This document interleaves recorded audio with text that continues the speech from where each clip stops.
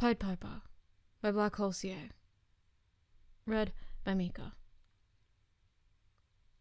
Chapter 22. Meteor.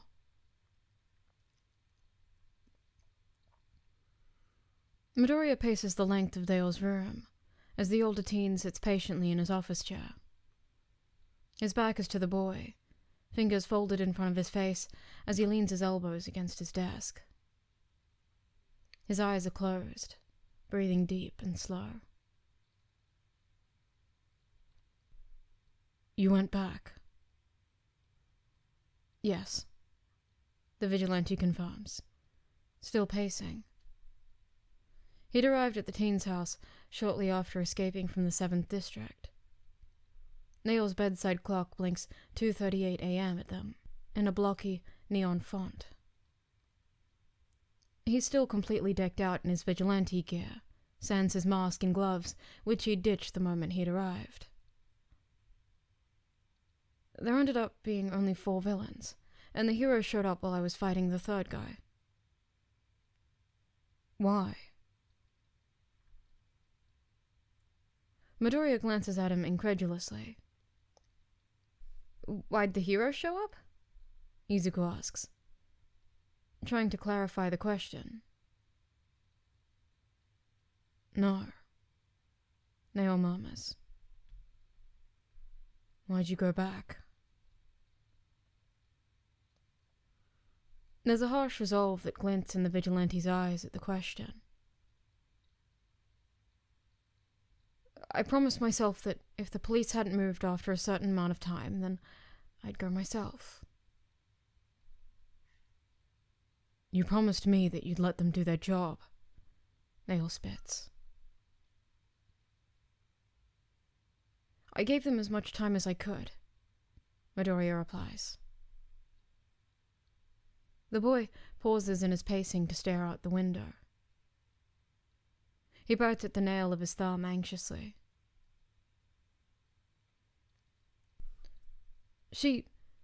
Eddie, wasn't even there though, so I'm back to square one. I'll have to ask Giran if he has any more possible locations where they could be keeping her. That guy could have been bluffing though, Midoriya murmurs to himself. If he was, then the heroes might have found her already. He shakes his head.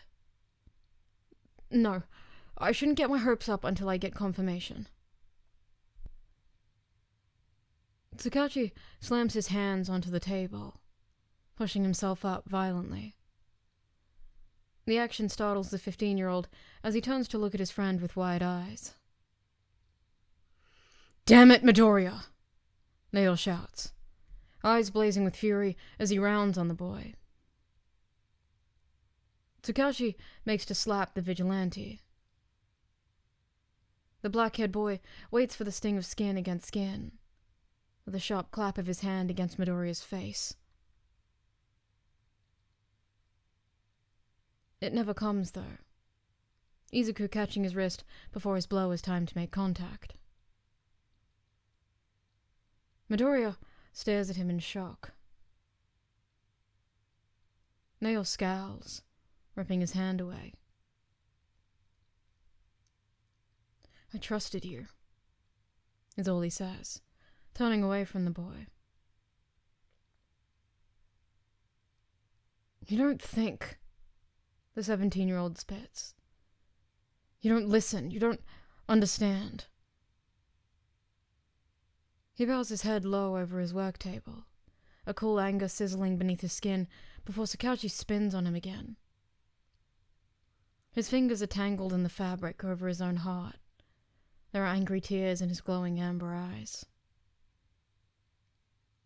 You've got people who worry about you too. You're 15, not 40. You don't have to do everything by yourself. You don't have to put your life on the line all the time.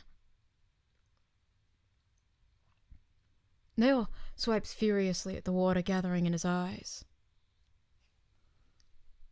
Midoriya can only stare, mouth parted like he wants to say something, though nothing is ever said. He can't bring himself to apologize, not for something he doesn't regret. But The anger and the pain and the worry that swirls through his friend's eyes is like the beginnings of a storm.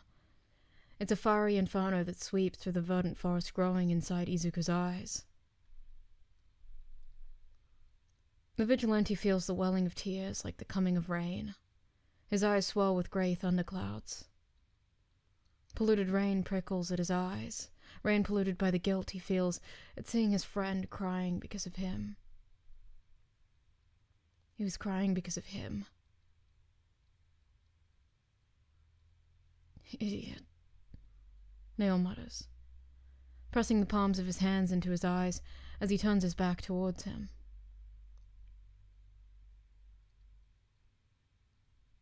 Midoriya doesn't know what to do.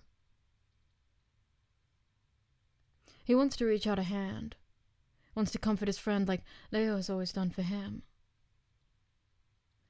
Izuku wants to assure him that he's fine, that he's not hurt. But he doesn't know how the other would take it, doesn't know if his touch would be a welcoming one. Neo is angry, furious, and emotions like that aren't something commonly seen on the older teen's face. There's only one other time that Midoriya can recall where this sort of anger made itself apparent. You died! Neo's voice echoes in his head. You went in to try and find her without a plan and without preparation and without telling anyone. Without telling me. What would have happened if that man hadn't decided to bring you back?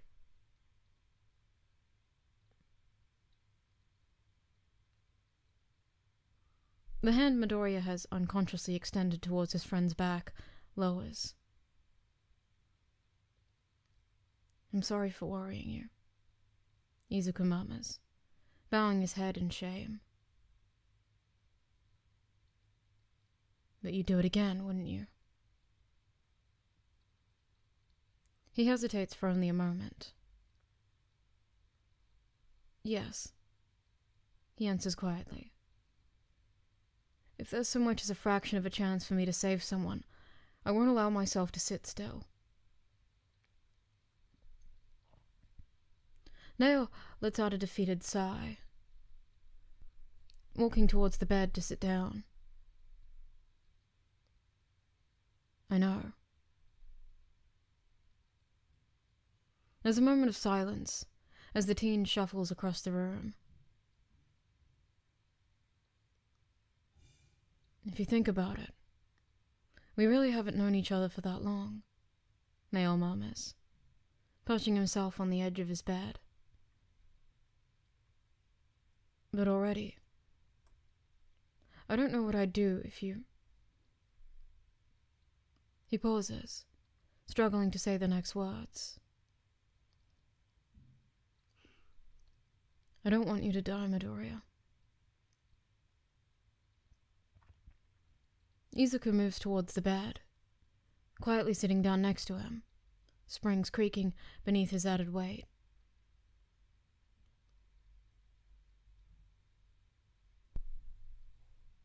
The heroes can save her, you know, Sakachi whispers. All I'm asking is that you try and focus on saving people that no one else is able to. The heroes know she's out there, and they know who she's with, even if they're not sure where she is yet. You told me yourself that this is a big organization. I think you've proven that they're not like some of the smaller groups of thugs that you've taken on before. Sakachi lets his hands fall limply into his lap.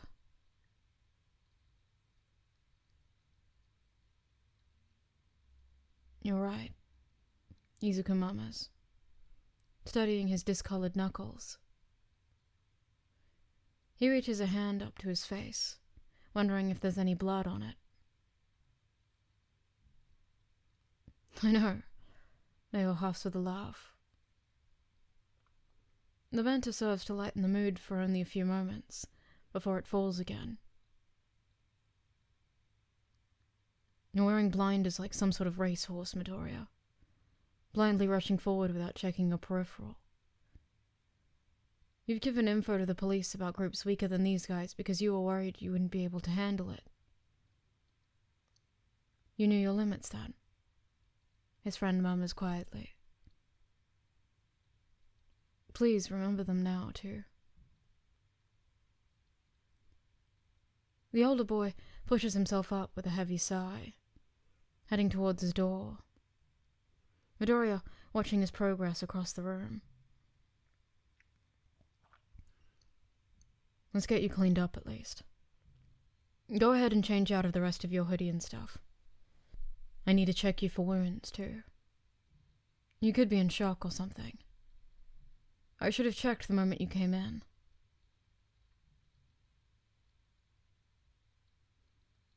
Midoriya tugs off his hoodie with a grunt, inspecting it once it's off. He's busy wiggling one of his pinkies through the small hole near the center of his chest when Nao comes back into the room with a wet washcloth for the small spatters of blood hidden among his stippling of freckles. What's that from?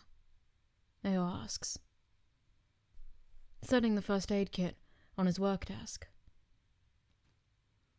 The third guy tried to run me through with his katana, the vigilante mutters, before lifting the vest that had saved his life over his head, tossing it on the bed beside him.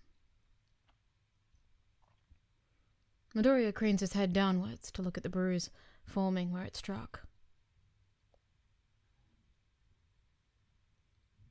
Serves you right for being somewhere you shouldn't have. Sakachi's eyes darken. If he'd hit you anywhere else, you would have been dead, or at the very least severely wounded and in police custody. You realize that, right? Izuku grimaces, dragging the washcloth Leo hands him over his face, scrubbing at his cheeks until they're red from something other than another man's blood. Yeah. Are you hurt anywhere else? I don't think I'm any worse than usual. He grins sheepishly over at his friend. Those guys were supposed to be tough, but I look like I usually do, so does that mean I'm getting better at this?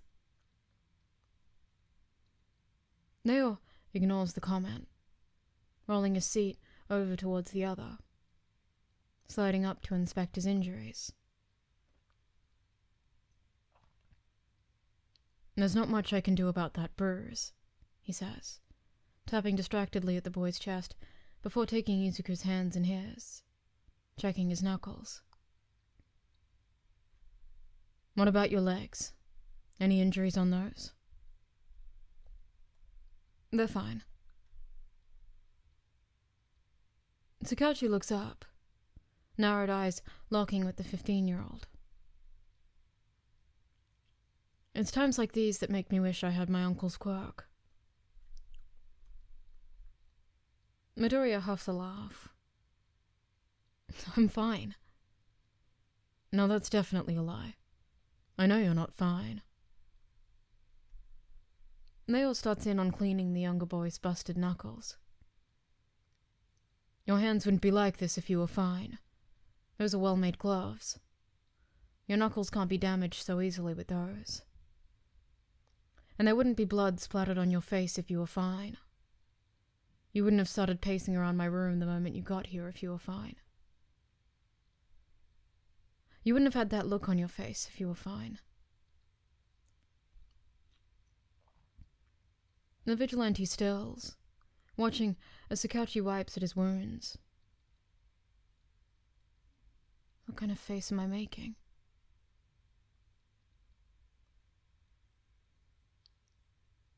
It's okay to not be fine, you know, Nao says quietly.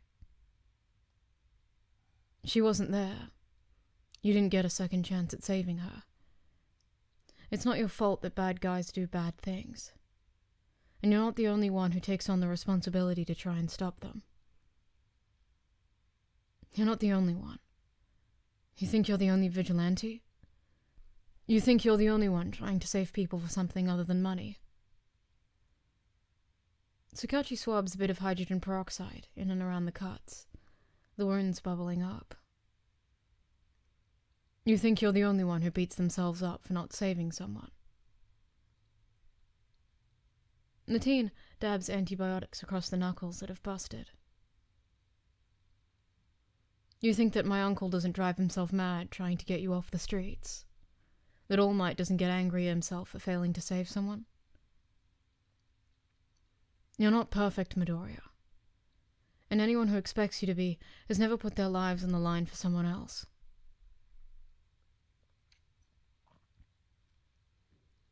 I know I don't have to be perfect, Midoriya mutters, watching as the older teen bandages his knuckles. But I want to be able to save everyone I can. That's fine, Neo says, glancing up at him. I'm sure lots of heroes feel like that. But you have to live within your means, know your limits. You won't be able to save everyone you come across. But you told me you knew that from the beginning. You have the ability to save a lot of people, Midoriya. You've proven that. So if you die, if Pied Piper disappears... Tsukachi gently covers the 15-year-old's hand with his own. If he disappears, then all of that ends here. All of that potential to save people will be gone, just like that. So please take care of yourself.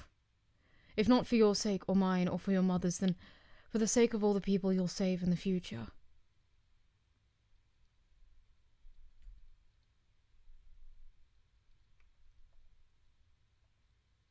Midoriya jerks awake, a choked plea of, "Come back," on his lips.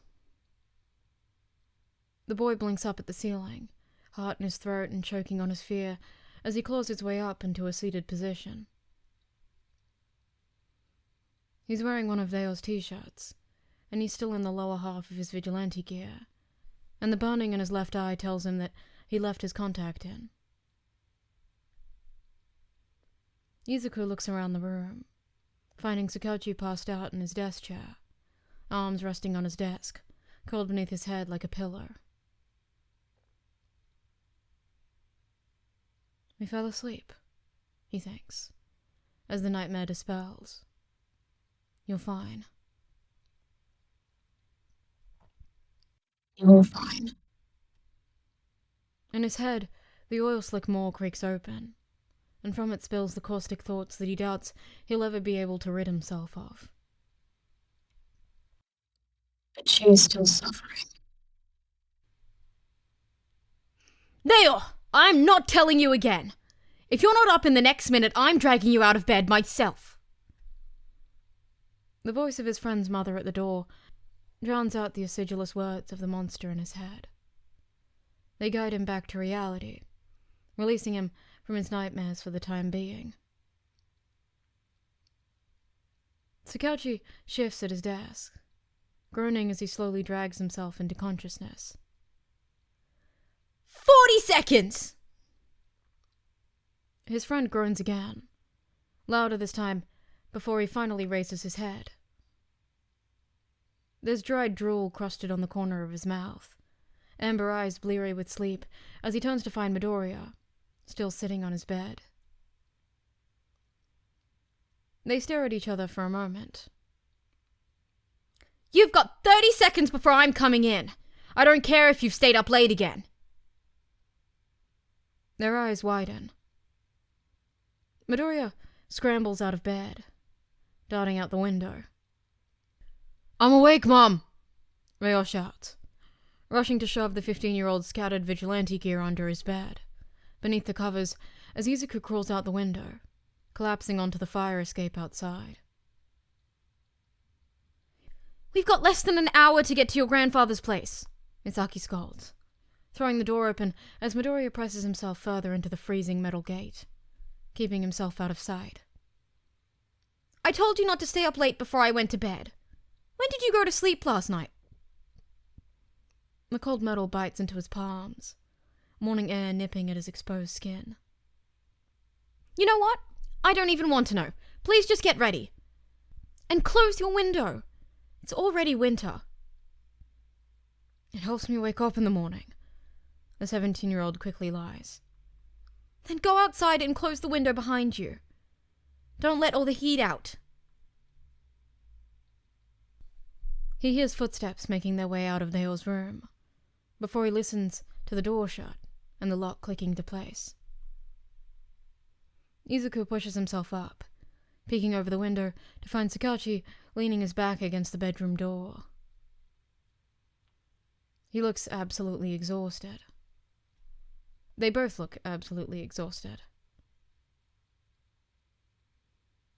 Midoriya sighs, pushing himself up the rest of the way, as he takes a seat on the fire escape stairs. He drops his head into his hands, hunching in on himself. He can hear Dale's socked feet shuffling inside, as he makes his way towards the window, leaning against the sill. Do you need to borrow some clothes? Izuku thinks about the offer for a moment, before shaking his head. I think I'll try some casual patrolling today, Midoriya mutters, before he puts himself into action, grabbing his boots off the steps behind him and lacing them up. Dale pushes away from the window, stepping back inside to gather the Vigilante's various belongings. I'll just tell my mom that I left early again and whatnot. The boy tugs off Dale's t-shirt, as his friend passes him his vest and hoodie, quickly slipping them on before the air has a chance to chill him further. You sure you're up for it? Probably not, Izuku confesses, pulling his hood up over his hair. But I refuse to do what I did last time. I can't just disappear off the grid again. There are too many people to save. Sakachi sighs, passing him the rest of his gear and some eye drops for his crimson-stained eye. Make sure you eat something, the 17-year-old says, leaning out the window to watch as his friend buckles his belt around his waist and tugs his gloves on over his fingers, colored red from cold. And don't push yourself. You've been through a lot recently.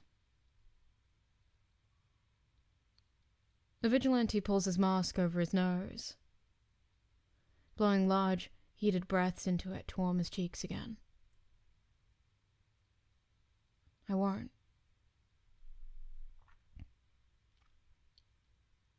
The house looks different in the daylight, less intimidating and more dreary.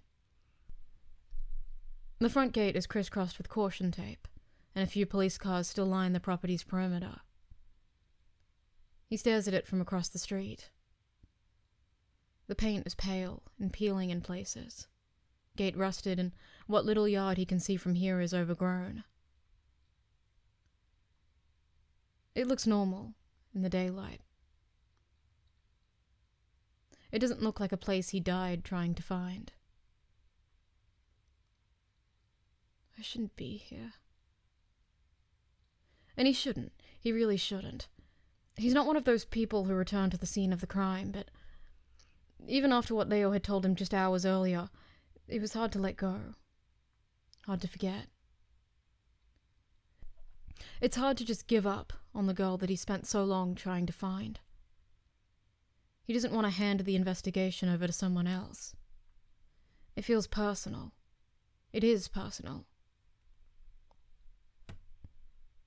But he knows now that there's not much else he can do from here. He's out of leads, out of lies. He can't afford to keel over on a case that he's known he wasn't going to be able to handle from the beginning. The boy curses, sinking in on himself as he turns away from the house. Midoriya slips his vigilante phone out of one of his many pockets, dialing one of the only contacts he has on there. Piper. Yuren's voice drawls over the speaker. It seems you survived. Guess you didn't kick the bucket after all, huh? The vigilante sighs. Seems like it. He gently closes his gloved fist around his staff, bruised skin stretching over his knuckles. Something in his stomach twists. He'd survived all right. An oil-slick voice hisses in his mind, coiling around his insides like a serpent. You may be alive, but the question of should you be allowed to continue doing so remains. So I guess that request of yours was all for nothing. No, Midoriya says, leaning against a nearby wall. The house is still visible from here. I survived this time, but if I ever end up dying, I still want you to do what we talked about. Giran taps his finger against his desk, studying the lacquered wood grain. You're really prepared to die? Of course not. Giran huffs a laugh at the boy's response, reclining back in his office chair to stare at the off-white ceiling tiles above him. Dying is something I'd like to avoid, but I have to remind myself that it's a possibility every time I go out. If you live by the sword, then you fall by it as well. That's how the world works. That's such an old-fashioned way of looking at things, the broker hums. It's not wrong, but there are plenty of people who don't live by the sword and still die by it. It's not as much of an exclusive club as you think it is. But I'll keep my promise, Piper. Giran sighs. I'm a man of my word, if nothing else. The vigilante glances back towards the house, one last time, before turning away. Thank you.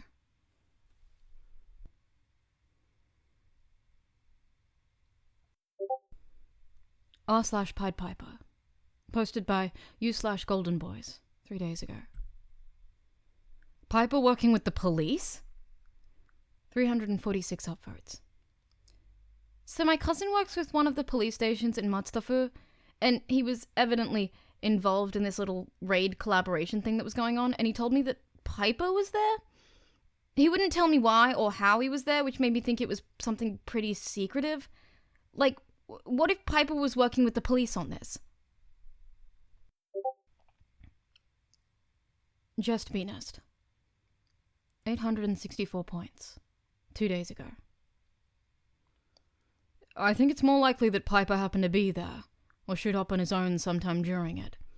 He spent all this time avoiding the police, so I doubt that he'd want to be around them for extended periods. Mia 5 42069. 7 points. 2 days ago. I don't think Piper would hesitate to work with the police, but he doesn't seem stupid enough to get involved unless someone else's life is on the line. Plus, this is the police we're talking about. It's highly unlikely that they'd need to bring Piper in when they could just ask a pro-hero for help. Golden Boys. 1k points. 1 day ago. I just don't get why my cousin would try to hush it up if he wasn't working with them, though. Mia 5 42069. 7 points. 13 hours ago. I mean, it could be it's something embarrassing for the police heroes that were involved. I mean, we haven't heard about him getting caught, which means he probably slipped out right under their nose. Golden Boys. 1k points. 2 hours ago. I mean, if they were forced to make a deal with him, then that also could have been embarrassing for the police and stuff. Being forced to let him go in return for his temporary cooperation or something, that's got to be a major blow to their pride. Insomniac. 864 points. 2 days ago. Anyone who works with the police is dumb. Couldn't be me. Vin Pepper. 2k points. 23 hours ago. We're finally getting new Piper content, and I've never been happier.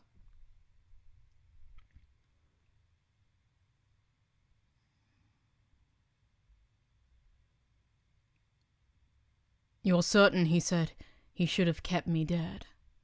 Aizawa asks, brows stitching themselves together. Naomasa nods solemnly, head falling into his hands. He feels exhausted. It's already been a week since the raid, and many nights he's still found himself unable to sleep well. But he forces himself to keep going.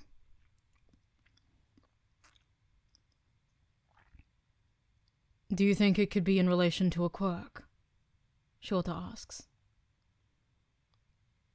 It's gotta be, Naomasa mumbles, staring tiredly down at the table.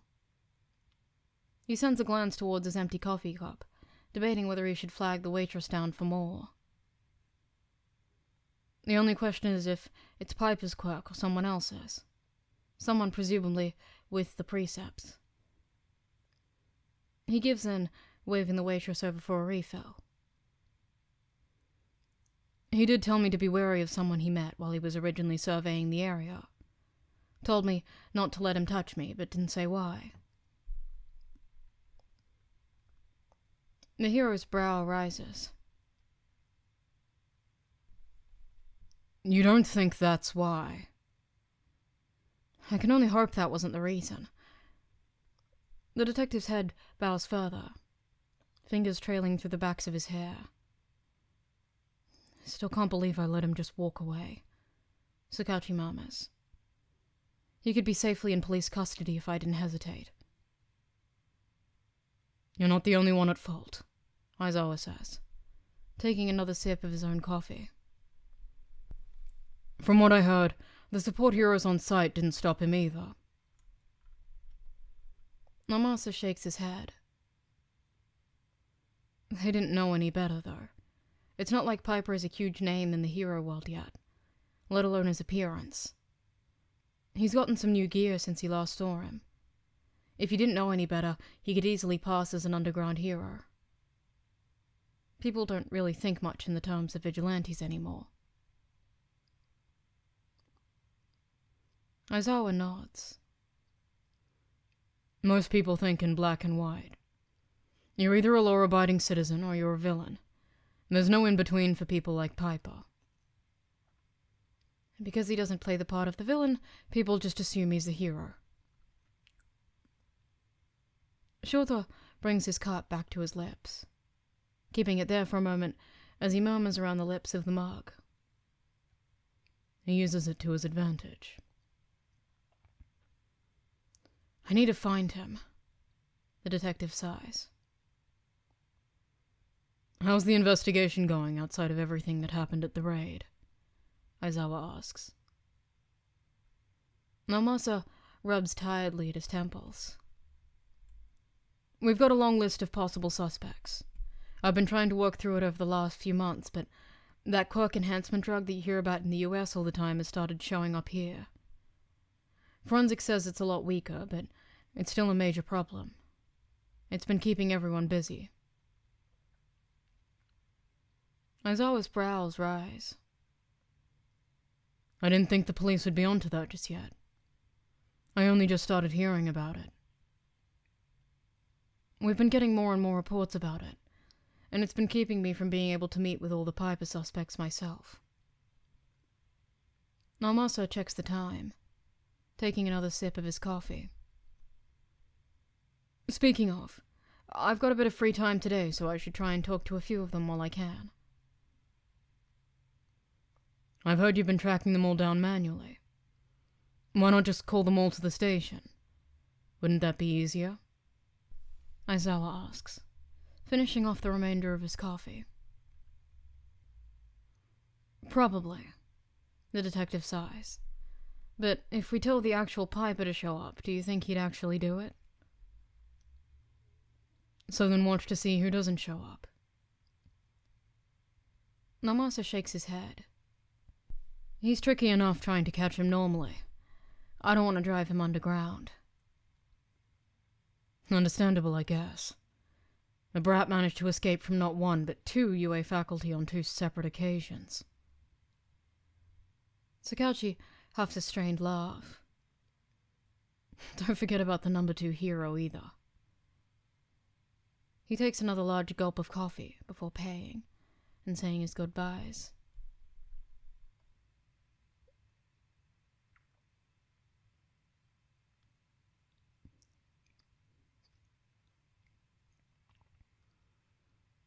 There's a knock at the Midoriya's apartment door, as the mother and son mill about the kitchen, putting away leftovers and washing dishes. "Can you see who that is, sweetie?" Inko asks, the woman continuing to wash dishes. "Sure," he hums absent-mindedly, before making his way to the front of the house. The boy peeks out the peephole, freezing at the familiarity of the man standing in the hall. He doesn't want to open the door. Part of him wants to leave the man where he is, wants to turn around, walk out into their small balcony and scale down the building from there, because nothing good can come from that man being at their apartment. But what if it's about Leo? The boy curses internally, taking a deep breath before he turns the lock and swings the door open. "Midoriya-kun," Nomasa greets. He forces a faulty smile on his lips. "Sakauchi-san, what are you doing here?" It's been a week since he last saw the man at the raid. He'd been pointing a weapon at his chest then, and now they stand before each other amicably. The detective pulls his hat off, smiling tiredly at the boy. "I've been meaning to talk to you. Things have been a bit hectic the last few months, so it's been hard to find some time to track you down."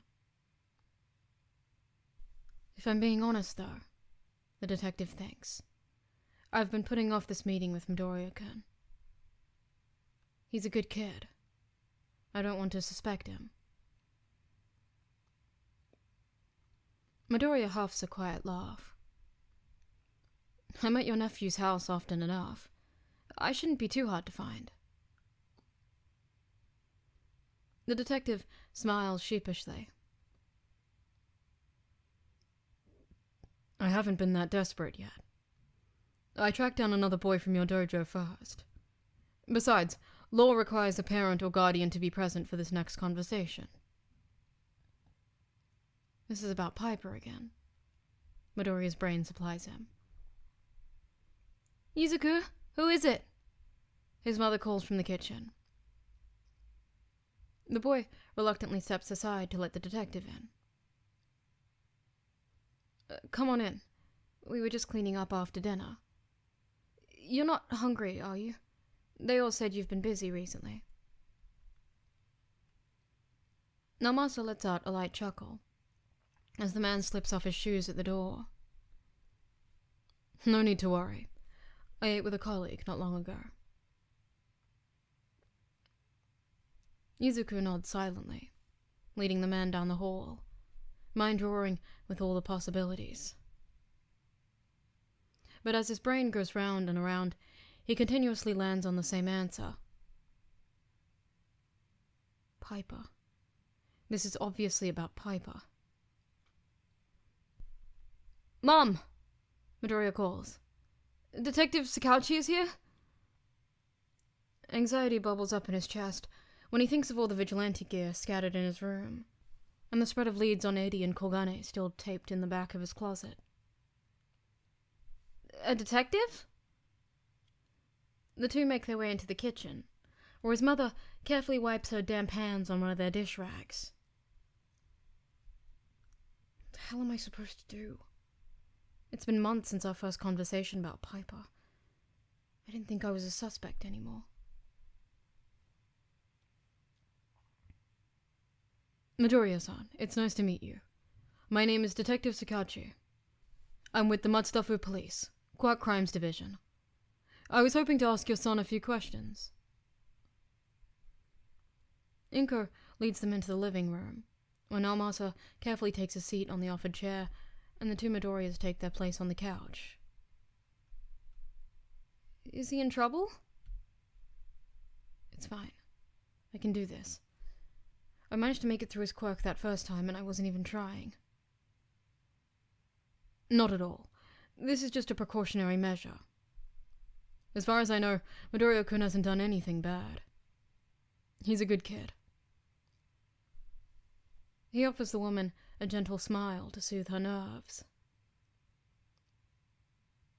I'm just asking a few questions about an ongoing investigation that I'm currently leading. Law requires that a guardian is present when I ask these, which is why I came here. Hopefully, this won't take up too much of your time. I can do this. Inko fiddles nervously with the dish rag in her hands. She glances briefly at her son. I guess that's all right. Thank you. Naomasa's head dips in gratitude before he turns towards the vigilante.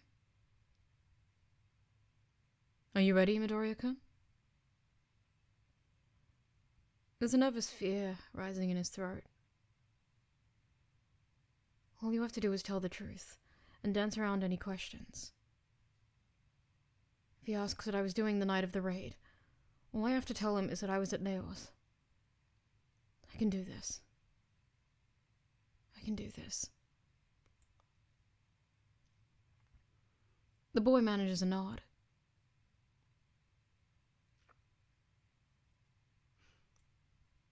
Are you Pied Piper?